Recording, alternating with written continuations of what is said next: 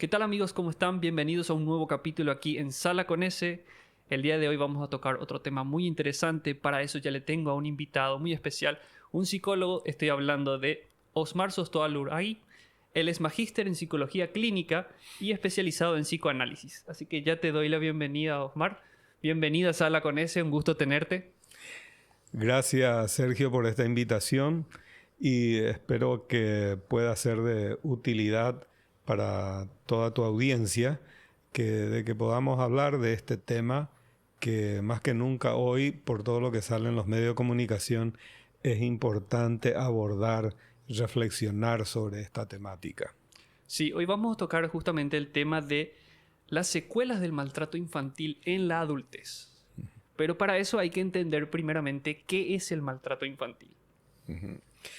Bueno, podrán existir muchas definiciones muy técnicas o científicas o académicas, como se quieran decir, pero vamos por lo sencillo.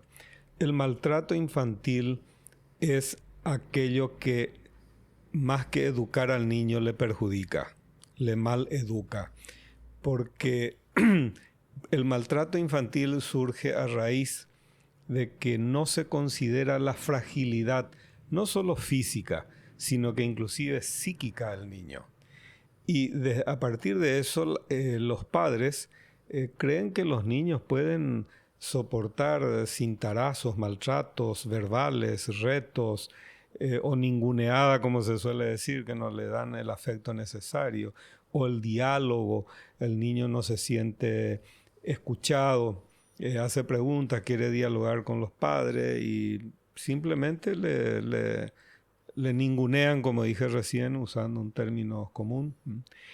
Y eso es maltrato. Maltrato no es solamente el caso extremo de darle unos cintarazos o dejarle sin cena o sin almuerzo, etc. O sea, estamos hablando de diferentes tipos de maltratos. Así es, desde los más graves hasta los más leves. Y ahora, no quiere decir leve porque no sea un maltrato físico, porque no sea un grito o una palabrota que le dice al niño. Maltrato grave puede ser también ningunearle al niño. Entonces no se le está dando importancia, él siente como que no existe ante sus padres. Eso es tan grave como un cintarazo. ¿Y por qué crees que se debe ese tipo de comunicación o falta de comunicación entre padres e hijos? Y bueno, lo que ocurre es que existe en la creencia convencional de que el niño o puede aguantar todo o puede no saber nada. Es decir, que hay una paradoja allí. Al niño o se le sobreestima en algunas cuestiones o se le subestima en otras cuestiones. Y entonces al ir los padres, pues muchas veces son rígidos, quieren tratarle como adulto, de que bueno, si tiene algo que reclamar, reclama, y a veces también si reclama se le castiga o no se le permite defenderse. Son contradicciones de los adultos. Y eso después podemos hablar por qué ocurre. ¿Por qué los adultos son así con los niños? Es la pregunta.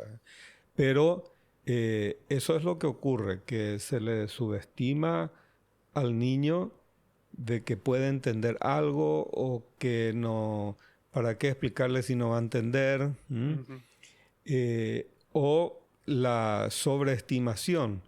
Bueno, cualquier grito, maltrato se va a olvidar. O ponerse en la pareja del matrimonio a pelearse frente al niño, gritos, se tiran cosas, o a veces hay golpes directos, el niño ve sangre, y la gente le sobreestima al niño en cuanto a su fortaleza psíquica para soportar y tolerar todo eso y de que no queden secuelas. Y la realidad, por no exagerar, como suelo decir a veces, el 99,99% de los psicólogos pueden decir de que siempre encuentran en cada persona alguna secuela de la niñez, que lo que se instala en la mente del niño pequeño, eso queda de por vida y cuesta superar, es lo que más cuesta superar. O sea, no existe nadie que esté a salvo de decir yo no tengo ningún trauma. Exacto, por más leve y pequeño que sea el trauma, siempre tenemos algo que se nos quedó. Como se suele decir el excombatiente, alguna esquirla se me quedó en alguna parte del cuerpo. Y es complicado, me imagino, tratar esos traumas. Bueno, dependiendo mucho de la gravedad. Así es. Y esa es una frase que yo a veces suelo usar. Nadie sale ileso de la infancia, porque algún tipo de maltrato, alguna experiencia negativa tiene el niño, y a veces no necesariamente de parte de los padres, de los familiares.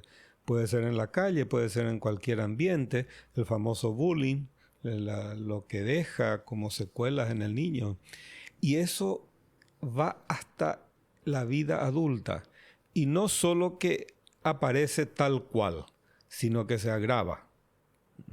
Ahora, uno se podrá preguntar, pero ¿cómo es posible que en la vida adulta, que se supone uno tiene ya una capacidad mental para elaborar todo eso y darse cuenta, bueno, eso sentía en la infancia, pero ahora ya no tengo que seguir sintiéndome mal por eso?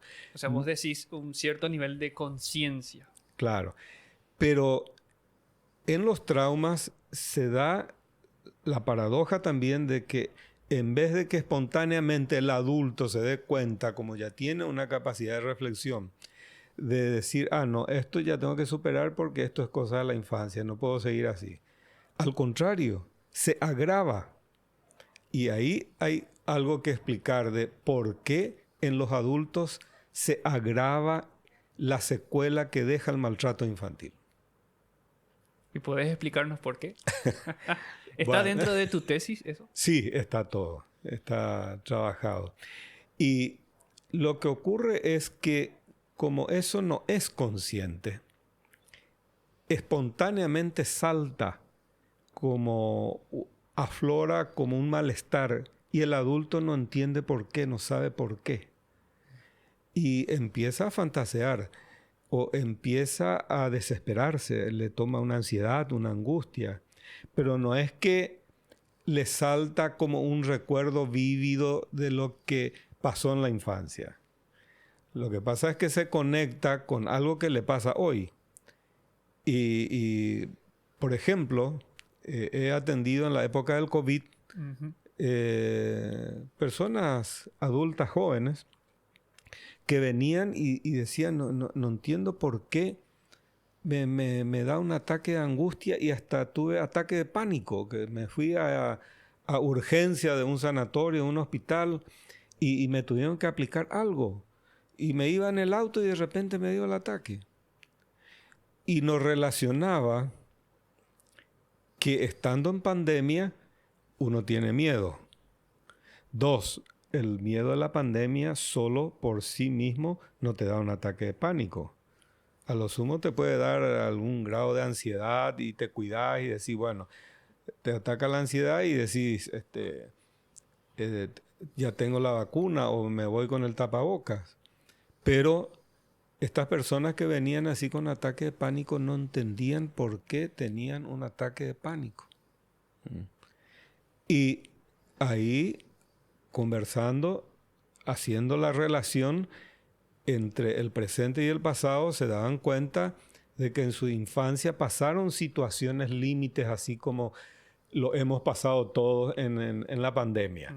Miedo a la muerte, vos te enterabas que un pariente, un amigo se moría por el COVID, etc.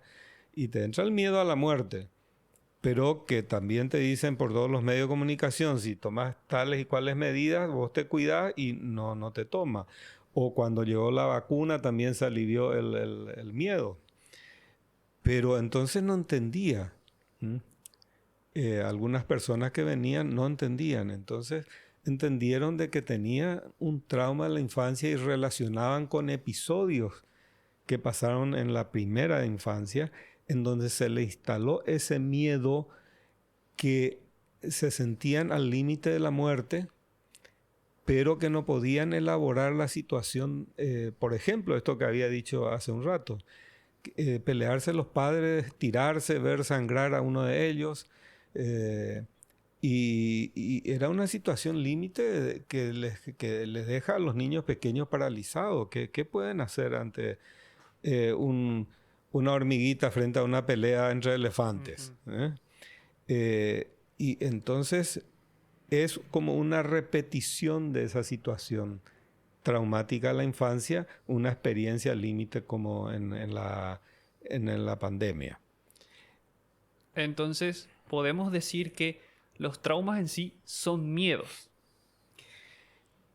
Claro, básicamente si extendemos el concepto de miedo, llevamos a la extensión máxima, que es el instinto de supervivencia. Entonces el instinto de supervivencia genera miedo, genera angustia, ansiedad, que son formas de miedo, o ataque de pánico, que son miedos extremos. Solo que técnicamente a esa curva del miedo hay distintos grados. Entonces puede empezar como una ansiedad suave, después una ansiedad ya más fuerte, más permanente. Puede llegar a la angustia, que es algo ya más profundo, y puede llegar al ataque de pánico. Claro, como que va evolucionando lentamente los síntomas. Claro. Se van agravando. Claro, en algunas personas. En otras personas van directamente, hacen un pico, como se dice. De golpe le da un ataque de pánico y no entiende por qué. O sea, sin escala. Puede ser repentino. Puede ser repentino, sin escala, como el caso de una persona que la atendí, se iba en su auto y ahí en el auto le dio, en plena cuarentena de la pandemia, le dio un ataque de pánico. Y se desesperó, tuvo que parar el auto para no chocarse, trató de recuperar. Se bajó del auto, respiró profundamente, etc. Y cuando estuvo un poco más en autocontrol, se fue a una urgencia para que le apliquen algo, pues se sentía muy alterado. Hay cosas, momentos, situaciones o relaciones que van detonando entonces en la persona esos traumas o esos miedos del pasado. O sea, que el niño haya absorbido en su desarrollo. Así es. Y está ahí como larvado, como latente. En cualquier momento eclosiona o estalla.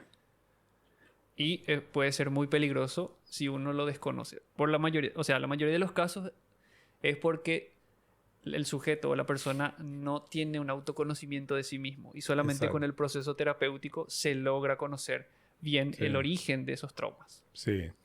Y bueno, el primer paso es partir, como decimos los psicólogos, del aquí y ahora. Viene con ataque de pánico, entonces lo primero que le pregunto es, bueno, por lo visto andabas con mucho miedo en esta pandemia. Y bueno, ese es el primer reconocimiento que tiene que hacer. Y entonces se dialoga mucho con eso. A veces en una sesión ya se aclara eso, o uno va a más de una sesión hasta que acepte de que está aterrorizado por la pandemia.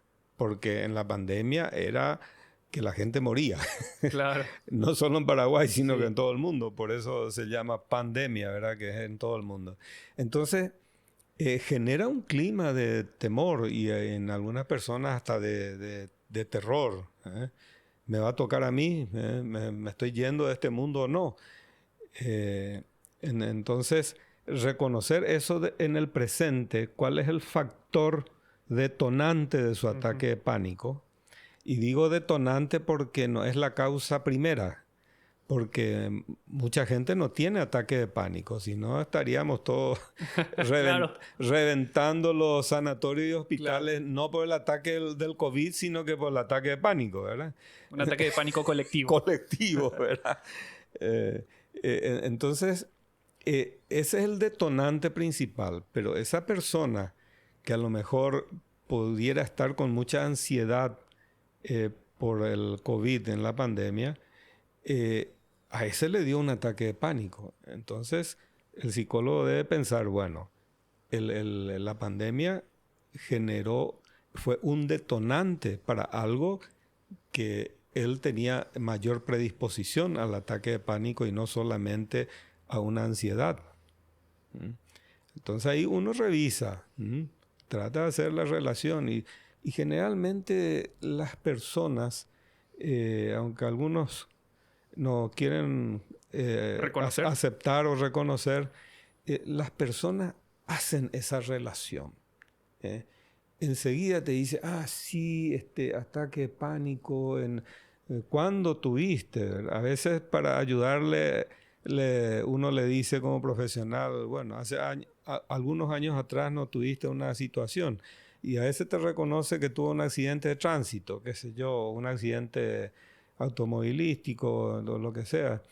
Y es la primera relación. Y después va encadenando. Sí, pero también hace 10 años, hace 20 años, cuando tenía menos de 5 años, tuve una situación de terror porque en la calle un perro me mordió o cosas así, por decir cualquier Tiene más episodio. apertura, en cierto sentido, a hacer esa reflexión o hacer ese trabajo de recordar el momento. Exacto. No es que son pacientes muy cerrados, o sí. Y a veces sí, a veces hay pacientes que reprimieron tan fuertemente lo que pasó durante su vida. Y a veces no solo cosas de la infancia, a veces cosas de hace 5 años que reprimen o quieren por no sufrir, ¿verdad? Es decir, que el ser humano, su primer mecanismo para no sufrir es olvidar. Sí, Reprimir, olvidar, bueno, ya. Y para más siempre eso ocurre la gente te dice, bueno, ya deja de dramatizar mucho eso, pará porque solo te haces daño a vos mismo. Pero si está dramatizando, no es que hay que dejarle llorar un año. En todo caso, si esa persona no puede superar un sufrimiento, supongamos lo más común que es el duelo por la muerte de alguien, en vez de decirle, pará, deja de pensar en eso, vamos a salir, vamos a pasearnos, a lo mejor lo que necesita es decir y ser escuchado. claro. Y sin necesidad inclusive de ir a un psicólogo. Es decir, el duelo es el normal en el ser humano. Cada cierto tiempo uno tiene algún pariente que se va. Entonces uno necesita hacer el duelo. Y lo mejor, aparte de también de descargarse en esa primera etapa, es hablar sobre eso, sobre esa pérdida, con un amigo, un pariente o lo que sea. Muchos dicen que hay que saber sentir ese momento. Sentí Exacto. ese momento. Date la oportunidad de expresar, de sentir, de vivirlo, en vez de Sí, reprimirlo. exacto. Y es ahí en donde se ve la rigidez de la sociedad, no solo con los niños, sino que también entre los adultos. No hay empatía. Entre los hombres en especial.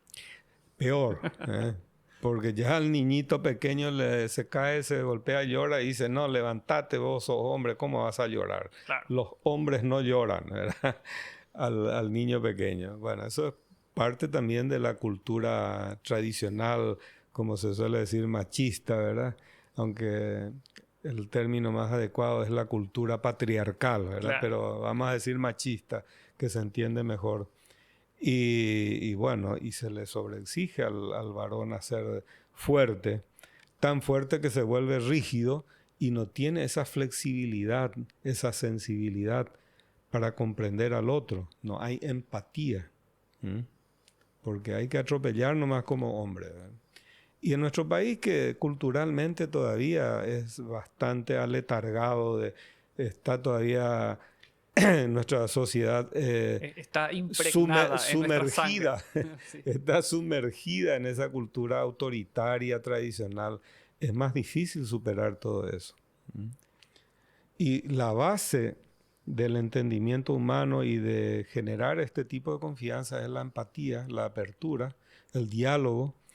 Y no solo en la psicología clínica hay que utilizar en primer lugar la empatía con la persona que recurre a uno, sino que en cualquier lugar, cualquier persona que uno se da cuenta que necesita ser escuchado, uno debe tener empatía. Habíamos hablado de la empatía en otro capítulo aquí del podcast, que era uno de Mm, los pilares esenciales de la inteligencia emocional así es. y que cuesta desarrollar muchísimo más. Y cuesta por esa cultura autoritaria. Y eso no es un patrimonio exclusivo de la cultura tradicional paraguaya. En algún momento fue mundial y yo no sé si se hace un estudio estadístico en qué porcentaje de la población mundial ya superó ese autoritarismo, esa rigidez. Yo creo que no sé si llegamos al 10%. Pero podemos decir que hay países que tienen una cultura más abierta, más flexible, de mayor convivencia pacífica, de sensibilidad humana, en síntesis de democracia, una sociedad más democrática y no una sociedad autoritaria, porque en Paraguay, también por lo que hemos pasado históricamente hasta la historia reciente, no es una sociedad democrática y todavía cuesta. Tenemos desde 1992 una nueva constitución que ya nos ponen el sombrero de sociedad democrática, pero es un sombrero que nos queda grande. Vivimos en una falsa democracia. Claro. Y eso se nota no solo en la calle o en la convivencia entre los ciudadanos. Lastimosamente, eso se desnuda con todo desparpajo en el propio Parlamento, entre los políticos que debieran ser el espejo en donde mirarnos. Claro, si nuestras cabezas están contaminadas, ¿cuál es el ejemplo que nos van a dar a la sociedad? Sí. Así que la democracia todavía en Paraguay es un sombrero que nos queda muy grande para ponernos.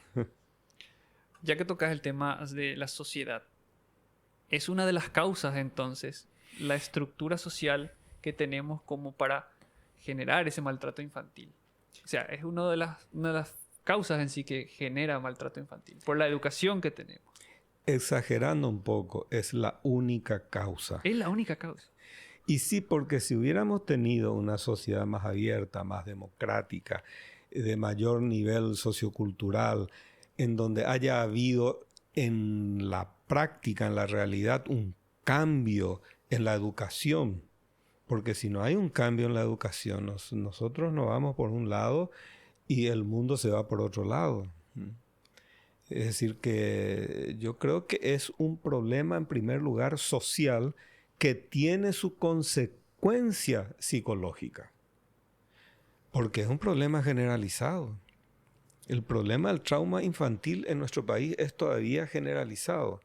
Porque si lees en las redes sociales, cuando los adultos, entre comillas, debaten y se debate eso de que no hay que maltratar a los niños, pero es notable. La mayoría dice, si yo soy una persona normal, una persona recta, correcta y que tengo éxito en la vida, es gracias a esto, y te muestra la foto de cinto, zapatilla y hasta le dice gracias mamá por haberme castigado. Sí, he visto esa historia se repite muchísimo. Y sí, todavía en la población hay una convicción de que el castigo a los niños es la mejor manera de generar ciudadanos rectos y correctos. Y es una gran falsedad. Porque si fuera por eso, la dictadura de Stroessner no hubiera durado 35 años. No hubiera habido tantos ladrones, no solo por las calles, sino que también en el Estado. Y estamos llenos de ladrones, hasta los políticos. Tráfico, narcotráfico. Entonces, le vamos a decir a nuestras madres, mamá, vos tenés la culpa, por eso en el Paraguay hay tantos criminales, las cárceles no dan abastos, revientan de delincuentes, hay traficantes de droga, hay gente que roba al erario público. ¿Le vamos a culpar a todas nuestras madres de eso? No, de ninguna manera. Entonces la educación es lo que está fallando. Y no es cierto que la rigidez hace que las personas sean más rectas. Los castigos físicos, la rigidez hace que sean más caraduras. Pues ya nada les duele. Claro. Aprenden. Y sí. En el nombre de la disciplina es necesario la mano dura. Es un discurso que suelo escuchar de amigos mismos cuando debatimos sobre cómo criarle a los hijos, a los niños. Y algunos dicen eso es herencia del estronismo. Pero el estronismo duró 35 años no más. Pero el autoritarismo en la sociedad paraguaya viene desde la época colonial. Si ya los españoles trajeron con la espada y la cruz, trajeron el autoritarismo. Y después la cuestión disciplinaria. Algunos culpan desde la época de Francia. Dicen que desde ahí. No, desde la conquista española. Los españoles venían, bueno, déjale a tu Dios Tupá, aquí ahora este es el Dios. Y ustedes son súbditos del rey. Y los indígenas súbditos del rey, ¿verdad? Y tienen que subordinarse al rey de España. Y aquí está la espada si no se quieren someter. Y a trabajar para nosotros. Los guaraníes se pasaban combatiendo con los guaycurúes y otras tribus de las pampas. Y eran excelentes guerreros. Pero no existía dentro de la sociedad guaraní, no existía ese maltrato. Ahora, allá los aztecas, los mayas, los incas, sí, ya eran sociedades esclavistas. Y bueno, ahí existía la explotación del hombre por el hombre, pero los guaraníes vivían todavía en un colectivismo primitivo. Y un sabio muy conocido en nuestro país, Moisés Bertoni, que hizo una investigación de la cultura guaraní y conversó directamente con los gurúes, vamos a decir, de los guaraníes, los sabios, y él le entrevistaba y le preguntaba por qué esto, por qué aquello. Y en su libro, que se llama Civilización Guaraní, aunque hoy en día le critican epistemológicamente por hablar de civilización guaraní, ¿verdad? Pero para no entrar en ese debate, vamos a decir nomás la cultura guaraní. En su libro, Moisés Bertoni dice que al entrevistarle a los jefes de las tribus guaraníes, ellos le explicaban a Moisés Bertoni por qué no le castigaban a los niños. Es decir, que era una sociedad que no castigaba a los niños. ¿Y cómo se manejaba esa sociedad? Quiere decir que ahí no había el concepto de la disciplina. La disciplina es un concepto históricamente instalado en la humanidad desde la esclavitud. Porque los sometidos tenían que ser disciplinados. Y eso se mantuvo desde la época del esclavismo, desde la época de la servidumbre, de los siervos de la gleba, y también en la sociedad moderna. Claro, si vamos a viajar en el tiempo a épocas de Babilonia y todo. Claro. En la sociedad moderna también existe el concepto de la disciplina. Y en la escuela, ¿qué es lo primero que te imponen? La disciplina. Sí. Y bueno, y en la casa, la disciplina. Y eso es sometimiento, eso es castigo. Esa es la cuestión. Y los españoles en los monasterios, los jesuitas, los franciscanos, educaban con la disciplina, el sometimiento. Y eso no es democracia. Entonces la cuestión viene ya de la época de la colonia. Hasta un importante filósofo como Foucault analizó y estudió lo que se hacía en las reducciones jesuíticas, el disciplinamiento de los indígenas. Y no era su cultura. Por eso es que cuando los jesuitas se fueron, pero los indígenas se dispersaron, se fueron todos para el monte o se fueron a hacer otra cosa. Claro, migraron para salvarse. Claro, recuperaron su libertad. Y en teoría, creo yo. Hoy en día la situación de ellos está muy complicada. Claro. Bueno, eso ya porque sus espacios propios, ya le estamos por robar todos los blancos o los no indígenas puros, aunque nos consideramos mestizos, pero el paraguayo mestizo ahí en el campo son tan racistas con los indígenas que como en Europa o Estados Unidos en contra de los negros. Así que hasta hace poco nomás se iban a matar indígenas en el interior. Como los guaraníes no utilizaban la disciplina, ¿qué ellos empleaban entonces en su educación para los niños? La persuasión. Eso dice Moisés Bertoni. Los niños eran hablados. Le argumentaban, le persuadían. ¿Eh? Y le dejaban libre. Y dice, no, ya va a volver. Él solo se va a dar cuenta. Esa era la educación de los guaraníes. ¡Qué ejemplo! En ningún momento había castigo. No se cansaban, según Moisés Bertoni, no se cansaban de persuadirle al niño de que era mejor hacer así y no de otra manera. Hay una cierta similitud entre persuasión y manipulación. Bueno, ese es otro problema. Porque son muy similares. Claro. Persuasión o disuasión son dos caras de una misma moneda, que es o promover que hagas algo o promover que no hagas algo. Eso es persuadir o disuadir. Ahora, manipular, eso ya es el mal uso de la persuasión o la disuasión. Manipular ya tiene un objetivo de una parte en contra de otra parte.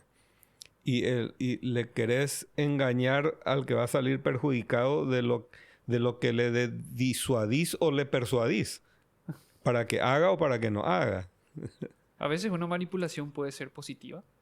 Nunca. Nunca. Sí, por eso ya se llama manipulación. Es utilizar al otro con fines que no son éticos. Y que lo más seguro es que le perjudique al engañado. Ya sea porque le perjudica a tercero y puede terminar preso, o ya sea porque él mismo va a perder algo. O sea, realmente es muy interesante ese dato. Saber y diferenciar, porque mucha gente como que lo asimila y a veces no sabe que está manipulando en vez de creer que está persuadiendo. Exacto. Y bueno, ese es el problema del autoritarismo o del verticalismo, que implica una imposición unilateral. Y a veces hay personas que de buena fe, vamos a partir de esa base, una hipótesis, de buena fe le impone algo a la persona pensando de que le va a beneficiar a la otra persona. Y sobre todo en los niños. El famoso, la mamá para justificar que le pegó o le va a pegar a su hijo, le dice, porque te quiero mucho nomás te pego, o porque quiero tu bien para que seas recto de grande, te voy a castigar porque es la única manera que vos seas recto. Esa es una, digamos, una manipulación de buena fe, pero no es cierto. Es porque tiene, en ese caso, la madre la convicción de que es lo que más le conviene al hijo. Recibir ese castigo. Hay un mensaje contradictorio. Porque Claro. te doy violencia para tu bienestar. Exacto. ¿Y cómo puede ser que para que yo esté bien me tengas que pegar? Exacto. Así es. Y te das cuenta cómo hay cosas que tenemos que rescatar de la cultura guaraní. La verdad que sí. No tenía ese dato, pero sí es Sí. muy, muy valioso. Y Sí, muy, sí. muy valedera la información que hoy nos estás contando. Ahora, habías tocado los padres en cierto momento al principio de la charla. ¿Por Sí. qué los padres actúan de esa manera? ¿Por qué generan ese estilo de disciplina con mano dura? ¿Por qué hay ese maltrato que puede ser físico, psicológico o indirecto? Yo lo considero indirecto en el momento de que son creadores de violencia, pero entre ellos y el niño es testigo de eso. Exacto. Bueno, lo que pasa es que como más o menos estuvimos viendo recién, eso viene de antes. No se le puede culpar a los padres porque eso se transmite de generación en generación. Lo que pasa de generación en generación es lo que pasa en el cuartel. El recluta entra y se le castiga, hasta se le juega, pero ya sabe que ese primer año él va a sufrir. El segundo año él le va a hacer lo mismo a los que vienen detrás de él. Sí, conozco esa tradición. Sí. Y en la escuela, en el colegio también se hace lo mismo. Los famosos bichos. Pasa. ¿Cómo es el bautismo? Cuando ingresabas, por ejemplo, a la facultad universidad. de Medicina, creo que es muy tradicional el bautismo. Sí, y ahí en agronomía creo que es peor. En veterinaria y agronomía Sí. creo que es peor. Pero llegan a límites extremos. Eso es inhumano. ¿Y cómo es posible que las autoridades no hagan nada? Y porque están hechos en la misma horma. Para las autoridades que pasaron por lo mismo, está bien, es normal. Es parte de la tradición, de la cultura, entre comillas, universitaria. Y siento que hay gente preparada. Sí, Salud sí, mental sí, sí, dentro de sí, esas sí. universidades. Sí, No puede ser que nadie tome conciencia. así es. O hacen la vista gorda. Y también, pero hacen la vista gorda porque en el fondo dicen, bueno, eso es parte de nuestra tradición. ¿Mm? ¿Y cómo rompemos esa tradición? Y con la educación, una educación que implica dentro de un concepto de salud mental preventiva, erradicar el maltrato infantil. Ya la UNICEF hizo una investigación sobre el maltrato infantil en nuestro país y demostró estadísticamente que sigue siendo todavía grave a pesar de más de 30 años de democracia. Seguimos nosotros reproduciendo una sociedad autoritaria. No somos una sociedad democrática. Por eso es que cada personaje que tenemos como políticos en el Parlamento son todos trogloditas, o casi todos, respetando a algunos que son realmente democráticos, ¿verdad? Pero esa es nuestra cultura. Y en la calle cotidianamente la reacción de un chofer contra otro, entre un vehículo y otro, la mala educación es generalizada. Es decir, llamémosle mala educación a ese autoritarismo. O constantemente ir en contra de las normas. Evadir impuestos es una ley, no algo que va en contra de la ley. Justamente hace poco me estaba diciendo un contador, haciéndose la autocrítica y diciendo, la pucha, para sobrevivir en este trabajo, dice, tenés que hacer lo que el cliente te pide. ¿Y qué es lo primero que el cliente te pide? ¿Cómo evadir impuestos? Pero eso es grave. Sí, pero El es nivel grave, pero es generalizado. Esa es la sociedad nuestra. No digo que eso no exista en todo el mundo, Claro. pero acá lleva a un grado excesivo. Bueno, que mucho podemos esperar si nuestras propias cabezas, los líderes que están a cargo del pueblo, son corruptos. Sí, Ellos son el ejemplo. Si ellos roban, yo puedo robar, dice la gente. sí, Si ellos no pagan, yo no puedo pagar. Si ellos sí. coimean, yo puedo coimear. Si ellos son nepotistas, por eso de Nepo Baby que le llaman Sí. ahora, tenemos el ejemplo y seguimos en lo mismo. Y yo creo que tenemos una falsa moral, porque hay mucha gente que critica ese tipo de conductas hasta que le toque. Ah, Porque cuando es a su beneficio, va a guardar silencio. exacto. Así mismo. Ahora, volvamos a nuestro tema. Es parte del tema esto. Sí. Porque esa es la consecuencia. Esa es una de las consecuencias. Una de las consecuencias. Y una consecuencia social generalizada. Y la consecuencia en la salud mental es también generalizado, pero en distintos grados. Por eso es que ahora estoy con la intención de impulsar, a la par de lo que hizo UNICEF, de un estudio del maltrato infantil, hacer también la otra parte, que es, bueno, en los adultos, las secuelas que dejó ese maltrato infantil. Los psicólogos en general corroboramos, es decir, tenemos evidencia científica, como se estila decir ahora, en el consultorio, en la clínica. No hay psicólogo que no te reconozca que esto siempre está ahí presente. Pero un estudio estadístico puede mostrar el índice. Porque fíjate que en lo que respecta, ¿no?, al adulto que sobrelleva ese trauma de la infancia por el maltrato infantil que sufrió, vamos a manejarnos por las causas del maltrato infantil. En las estadísticas de la Fiscalía te muestra que el, el delito, vamos a decir, porque en la fiscalía ya se habla a nivel de delito. El delito más común. El delito que está en primer lugar en términos de cantidad, ¿cuál es? La violencia familiar. Porque también nos estamos desencajando como sociedad. Y hay gente que hasta justifica porque, gente muy conservadora, justifica porque dicen, bueno, esto es porque los valores tradicionales de la familia no se respetan. Pero en eso va un cuestionamiento implícito o explícito a que el hombre ya no es más cabeza de la familia por el problema de los derechos de la mujer, que está en la Constitución Nacional, está en las leyes. Uh-huh. Entonces, ese derecho que a la mujer no le da derecho a hacer cualquier cosa en contra de la ley y de sus obligaciones como si es madre, como madre, pero la cuestión es que no se trata de eso. Se trata de que la mujer tiene el mismo derecho que el hombre nada más.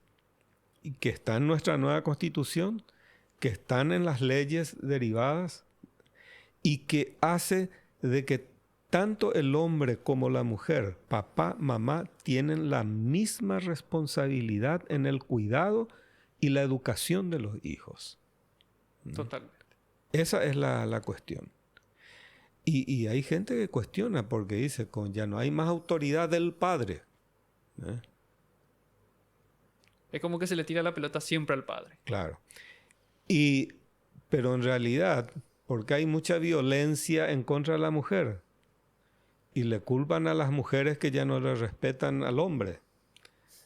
Pero en realidad es que la mujer se hace respetar y que le denuncia al maltrato, porque no hay solo maltrato en contra de los niños, hay también maltrato del marido en contra de la esposa. Porque en la cultura tradicional la esposa es una subordinada más, como uno de los hijos más. Se porta mal y el hombre le puede castigar. Y castigar físicamente. Entonces, cuando los hombres van pasando por la fiscalía y pasan 1 o 2 meses en Tacumbú, algunos cambian y otros vienen más renegados. ¿Y qué es lo que ocurre? Ya hay asesinatos. Vuelven en busca de venganza. Porque tampoco nuestras penitenciarias no tienen un programa de protección. Claro. O de reinserción sana a la sociedad de un recluso. Y eso es lo que te decía al inicio, que la democracia con toda su estructura o superestructura jurídica y las instituciones que deben velar por el cumplimiento de esas nuevas leyes, nuevos derechos, es como un sombrero que nos queda grande. ¿Qué significa? Que los paraguayos tenemos que agrandar nuestra cabeza para que ese sombrero nos calce bien. Y agrandar nuestra cabeza significa tener más cultura, cambiar de mentalidad. Y ahí sí nos va a quedar bien esta democracia que está en los papeles. Pero cuesta cambiar eso. Sí. Porque a ellos les conviene que el pueblo sea ignorante. Así mismo. Y les conviene que no solo que sean ignorantes, sino que sean soldaditos listos que cuando viene un caudillo cualquiera allí, que les da órdenes y ya se van y le dan un fusil y van a ir a disparar en contra de quien sea. Esa fue la historia por mucho tiempo en Paraguay. Estallaba una revolución no solo entre un partido y otro, sino que dentro de un mismo partido político había guerras civiles, ¿verdad? Pasa siempre en el fútbol. Y ahí tenés las hinchadas, las barras bravas. En cualquier momento se descontrolan. Y entre ellos mismos. Y sí, eso es lo que ocurrió la otra vez. Entre 2 hinchadas diferentes de Cerro Porteño. Entonces, ese es el problema. Es decir, es un problema cultural. Entonces, simbólicamente tenemos que agrandar nuestra cabeza con más cultura. Y ahí vamos a poder vestir con orgullo en nuestro sombrero democrático. ¿Mm? Esa sería la solución primordial para contrarrestar esta violencia infantil. Así es. No se trata de poner más policías para controlar, de poner solamente más trabajadores sociales en el Ministerio de la Niñez o de la Mujer para ir a educar uno por uno a los que se exceden. No, aquí tiene que haber un cambio cultural de la sociedad paraguaya y en eso deben contribuir los medios de comunicación, porque es el canal más rápido y más masivo para cambiar esa mentalidad. Y por supuesto que ahí tiene que estar también el buen ejemplo de todos los líderes de la sociedad, no solo políticos, sino que los líderes de todas las instancias o dimensiones de la sociedad paraguaya tienen que ser en sus discursos educadores, literatos, intelectuales, políticos, profesionales, todos aquellos que tienen un mayor nivel de conocimiento son los primeros que tienen que dar el ejemplo. Entra un paciente junto a un médico, el médico le tiene que educar. Y hasta tenemos que rescatar ciertas prácticas del antiguo médico de familia, que era como un educador de la familia. A lo mejor dentro de una cultura muy tradicional, pero les educaba la higiene, les educaba de todo. Todos esos profesionales universitarios que atienden al público en general debieran ser educadores de la nueva sociedad democrática paraguaya. No solo el buen ejemplo de los políticos, no solo los psicólogos, no solo los maestros, las maestras, porque lo más seguro es que, bueno, a través de la educación las maestras tienen que educarle a todos los niños del país a ser demócratas. Encima que hoy en día estamos en un mundo muy globalizado, Sí. con acceso a todo tipo de información. Y hoy en día los ejemplos son todos los personajes que salen en medios de comunicación. Sí. Sean tradicionales o sean este tipo de contenidos como hacemos nosotros. Exacto. Hay una responsabilidad del mensaje que estamos transmitiendo. Exacto. Esa es la cuestión. Entonces, se trata de curar, pero también de educar. Y la orientación preventiva de la salud mental es reeducar a toda la población. Entonces, tiene que haber un cambio cultural en el Paraguay. Pero ¿lo ves factible? Lo veo necesario. Porque suena a una utopía eso. Y aunque sea una utopía, porque si otros pueblos ya lo están logrando, nosotros necesitamos lograrlo. Y aunque nos cueste más a nosotros que a otros países, tenemos que hacer el esfuerzo de lograrlo. Aunque lo logre de aquí a la tercera, cuarta, quinta, N generación, es un esfuerzo. Nuestra generación tiene que hacer un aporte hoy. Y de generación en generación va a ir cambiando. Pero ¿ves que ese cambio? ¿Cómo? ¿Ves ese cambio? Lo veo necesario. No tengo estadística para decir, bueno, ya hemos cambiado la población paraguaya en un 30%, en un 20%, en un 10% o en un 50%. También esos indicadores socioculturales deben estar en las estadísticas. ¿Cuál es la evolución de la sociedad paraguaya? Para hacer los esfuerzos, enfatizar más en un aspecto, en otro. Pero no hay política de cambio cultural.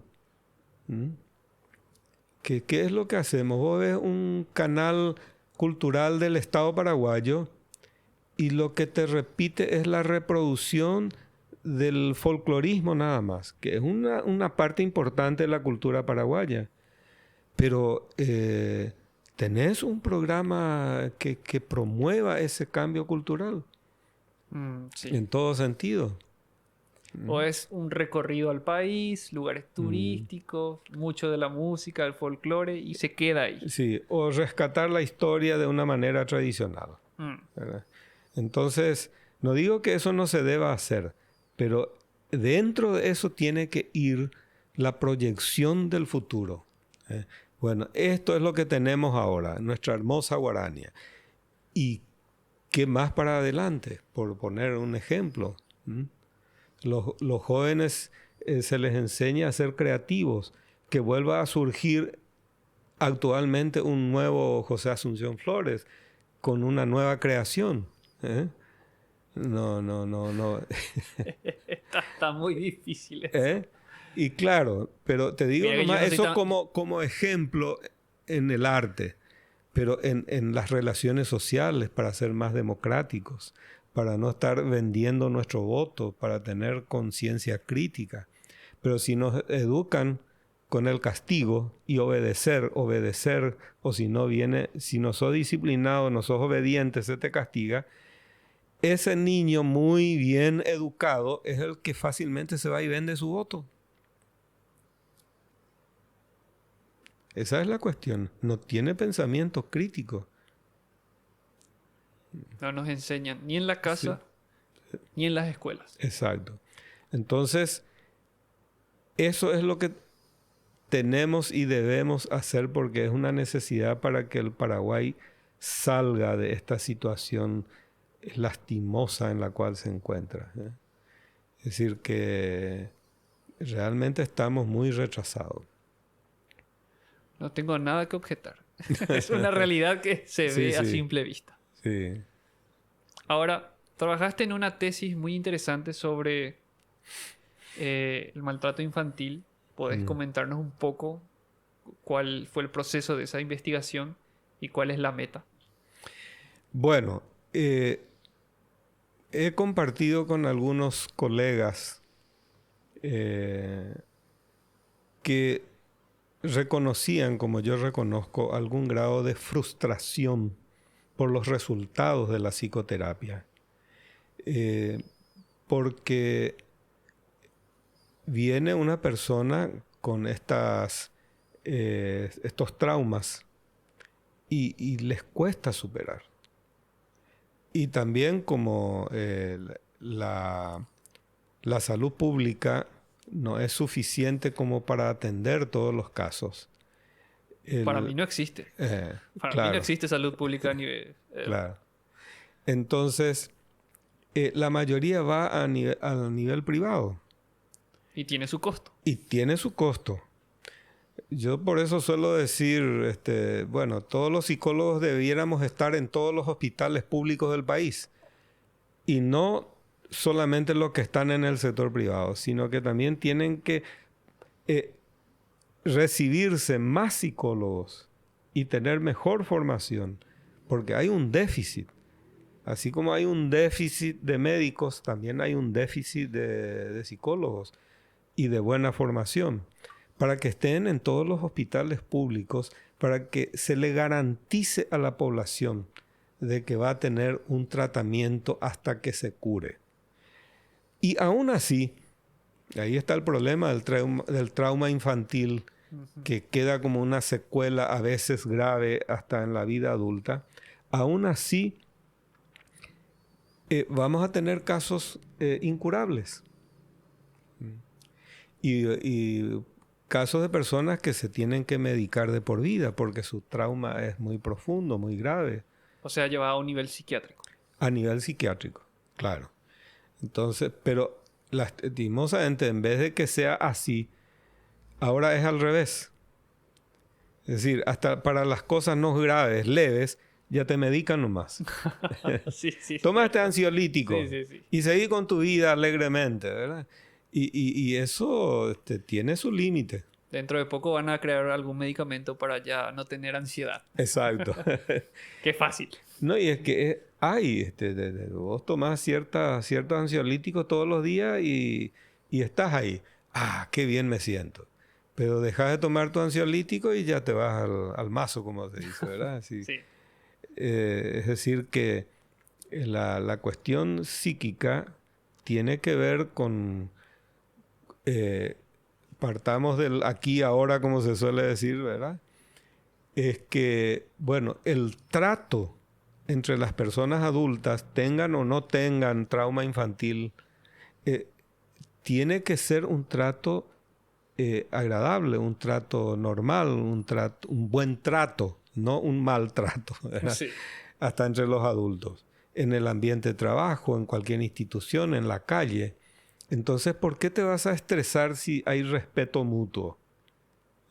Si hay diálogo, si hay negociación, si se busca el consenso y no el grito, no el que se quiere imponer ante el otro con su discurso agresivo. Y si eso no basta, en cualquier rencilla ya se van a los puños. Una sociedad democrática significa una sociedad pacífica, donde hay diálogo, hay negociación. Y eso a los niños hay que educarles con el ejemplo. Si papá y mamá se dejan de gritar y se dejan de pelear, ¿por qué va a salir un niño traumado por los gritos y la violencia intrafamiliar entre papá y mamá? El ejemplo está en la casa, el ejemplo está en la escuela, el ejemplo está en la calle, el ejemplo está en la política, el ejemplo está en los medios de comunicación. Pero casi vos me vas a decir, ¿por dónde se empieza? Totalmente. Porque es como que tenés que tener, no sé, más del 50% de la población ya educada para educar a los niños. Claro. Bueno, ¿Cómo le educas a toda esa gente? y bueno, no importa. Tenemos violencia en todas partes. Exacto. Lo importante es que la chispa debe prender. Y como nuestra sociedad paraguaya es una sociedad reseca en el sentido de lo democrático, es como un pastizal seco. Y cualquier chispita democrática, de buena educación, de orientación, puede prender. Tenemos esperanza. Eso espero. Nunca hay que perder el optimismo. Porque eso es posible. Será difícil, no se va a lograr en una sola generación, pero si la generación de hoy Da el primer paso. no le deja ese legado a la siguiente generación, es como que siempre se va a empezar de cero y repetir. Tenemos que sentar las bases hoy. Y Yo en no ese sé si vamos a repetir porque yo veo que vienen cosas peores de otras sociedades a la nuestra. Bueno, Entonces hay que combatir el legado más lo nuevo que está viniendo. Bueno, eso es un detalle que se complica y que habrás visto en la tesis que Sí. te di, que habrás leído en la sociedad posmoderna. Sí. Es decir, que a los problemas graves del pasado se le suman a los problemas graves de la posmodernidad. De la sociedad hoy en día que se va a los límites y que, más allá de los límites, y que muchos utilizan eso como pretexto para mantener la disciplina autoritaria. Porque Claro. dice prohibir todo lo posmoderno, todo lo que venga de desorden del primer mundo, porque acá tenemos que cuidar la tradición. Y ese es un pretexto. Esos ya son anarquistas, esos ya son surdistas, Sí, eso ya sí. esto y aquello. Ya. Claro, se van al otro extremo. Y bueno, pero una sociedad bien informada, bien educada, va a aprender a defender sin que estés todo el día detrás como policía. O decirle a los hijos, no te vayas aquí, no te juntes con no, quédate acá en casa, quédate nomás porque ahí la droga, salís y ya te van a ofrecer droga. Primero gratis y después... Pero se coarta su libertad. ¿Para qué vas a trabajar? Puedes venir a trabajar conmigo, vender droga, más fácil. Claro, entonces es cuestión de educar a los hijos desde muy pequeños y educarlos bien. Hoy salió en la prensa este chico que fue alzado por un depravado sexual y apenas le alzó en su auto y ya le empezó a manipular, a darle beso en la boca. Por suerte era un chico de 12 años que tenía cierta fuerza. Ya en el video se ve que tenía cierta fortaleza y zafó del adulto que le alzó en el auto. Pero ya cometió la ingenuidad de subirse al auto de un extraño. Y eso es porque no se le educó bien. Totalmente. No se le previno bien. Lo mismo el que te da la droga. Primero te da gratis. Pero después ya tenés que comprar. Y te toma el vicio y ya tenés que pagar. Y así te vas. Entonces, no es manteniendo a los hijos en la ignorancia que se los preserva de lo que está mal. Ajá. Es hablándoles de eso, educándolos. Y eso es lo que sale ahora en la publicidad de educación preventiva de todas estas cosas. Solo que sale muy poco y a veces sacan corriendo eso porque hay presión social de que no se hace nada, ¿verdad? Eso tiene que ser campañas permanentes en todos los ámbitos para educar a las nuevas generaciones. Y se saca porque no paga mucho. Claro, sí, no hay presupuesto. Exactamente. Entonces, cuando hay presión de la ciudadanía, entonces sacan un presupuestito, aunque sea 15 días, tiran la publicidad y después ya Como para decir que hacen algo. que hacen algo. No, eso tiene que ser todo el año. Tiene que haber un presupuesto permanente de educación cívica, ciudadana. Es sorprendente cómo todo está vinculado con todo. O sea, Exacto. todo depende uno del otro para poder salir adelante. Así es. Y no podemos empezar porque está todo ligado. Es muy complejo, es muy complicado llegar a la meta que vos propones, pero sí es posible. Y sí, Depende mucho de las posibles próximas generaciones si llegan a tener el conocimiento y la cultura necesaria.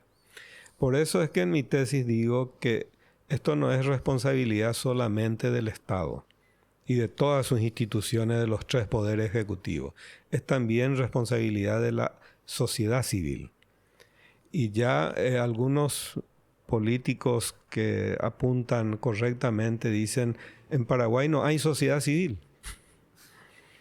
Hay que construir una sociedad civil para sustentar una institucionalidad democrática, y es cierto. Entonces, hay que construir esa sociedad civil, pero haciendo como sociedad civil estas obras o estos emprendimientos de campañas de educación en contra del maltrato infantil, como ya propuso UNICEF en un estudio y le presentó al gobierno, pero quedó ahí en el archivo. Como siempre. Porque eso ya dijo, hizo un estudio estadístico acá del maltrato infantil y su propuesta central es erradicar el maltrato infantil para que no sufran los niños como salud mental preventiva. Pero ahora yo digo, en esta tesis, erradicar el maltrato infantil no solo ayuda a que los niños no sufran, sino que a que ese niño traumado por el maltrato infantil no siga sufriendo como adulto. Entonces, ¿cuál es la cura para que los adultos dejen de sufrir como trauma del maltrato infantil? Y erradicando el maltrato infantil. Claro. Es un remedio que cura 2 veces. Al niño le evita el sufrimiento y a ese niño futuro adulto se le evita seguir sufriendo como adulto. Si es que se erradica el maltrato infantil. Ese es el remedio. Salud preventiva, reeducación de la sociedad paraguaya. Muchísimas gracias, Omar. A La las verdad que fue órdenes una cuando quieran. increíble charla. Aprendimos muchísimo hoy. Espero que la gente que también vea lo haya aprendido. Importante lo que hablamos hoy. Y el último mensaje que diste, brutal. La clave, Así mismo. la educación. La educación. La Así es. Así que estoy acá siempre para compartir con toda tu audiencia cuando sea necesario esto. Claro, porque creo que hay muchos otros temas de la psicología que podemos debatir más Sí, adelante. cómo no. Estás invitado siempre a esta casa. Ya me Gracias. conoces bien. Claro. Es una Gracias. de las personas Muchas que mejor me gracias a conoce hoy en ustedes. día, Sí. el licenciado. Bueno, muchísimas gracias, gente, por participar hoy, por escucharnos de vuelta. Ya saben, todas nuestras redes sociales estuvieron saliendo aquí abajo, también en la del licenciado. Pueden seguirlo, pueden consultar contigo ahí, ¿verdad? En tus redes sociales. O algún otro medio donde contactarte. Y bueno, si alguien necesita terapia, bueno, en mi número de teléfono, que es 0971 36 88 22. Espectacular. Entonces ya tienen cómo contactar a Omar. Les digo, espectacular terapeuta. Y bueno, vamos cerrando. Y como siempre saben, somos demasiado valiosos como para estar sufriendo por algo.